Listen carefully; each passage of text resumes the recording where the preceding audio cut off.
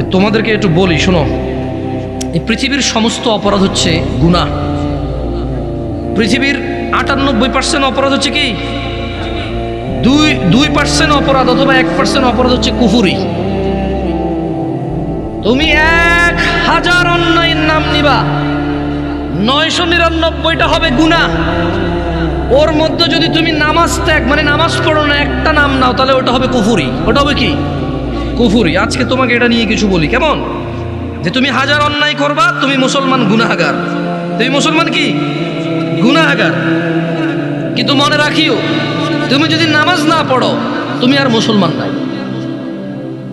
লুতুপুতু কথা বহু হয়েছে 1450 বছর, বুঝছো? হানাফি, শাফি, মালিকি, হাম্বলি দিয়ে বহু হয়েছে। বুকে বাঁধা, নাভির নিচে বাঁধা, আমি নাচতে জোরে বলা নিয়ে বহু ঝগড়া করেছে। এবার বাদ দাও, পদ্ধতিতে যাইও না, পড়ো আগে নামাজ। তোমার পদ্ধতিতে প্রবলেম, তাই না? মানে আমার পদ্ধতির সাথে তোমার পদ্ধতির প্রবলেম, তাই তো? ওকে, এটাকে এক সাইডে রাখো, পড়ো পড়ো পড়ো। আমার নামাজ পড়ার পদ্ধতিতে তোমার আপত্তি, আমার নামাজ পড়ানোর পদ্ধতিতে তোমার আপত্তি, ওকে।